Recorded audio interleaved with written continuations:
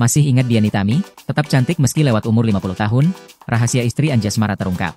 Masih ingat Dian Nitami? Dian Nitami begitu terkenal di era 80-an. Kendati demikian, kecantikan Dian Nitami rupanya bertahan hingga era sekarang. Apa rahasianya?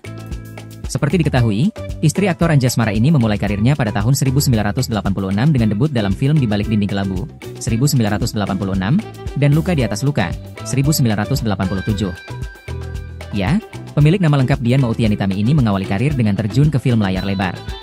Usai terlibat dalam 2 judul film tersebut, Dian Nitami kerap bermain dalam sejumlah judul film lainnya, seperti Jangan Rebut Cintaku, 1990, Rudy Habibi, 2016, Ayat-Ayat Cinta 2, 2017, dan lebih banyak lagi. Sukses berakting di layar lebar, Dian Nitami mulai merambah layar kaca. Ia aktif bermain sinetron dari tahun 1990-an hingga saat ini.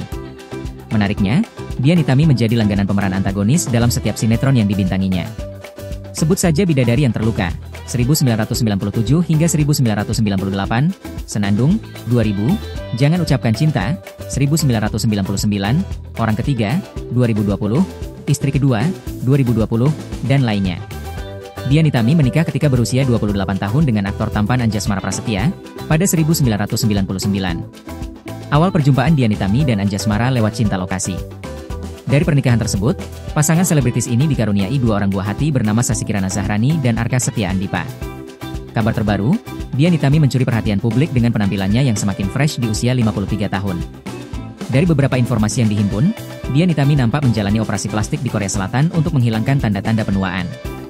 Banyak warganet yang memuji transformasi Dian Nitami tersebut.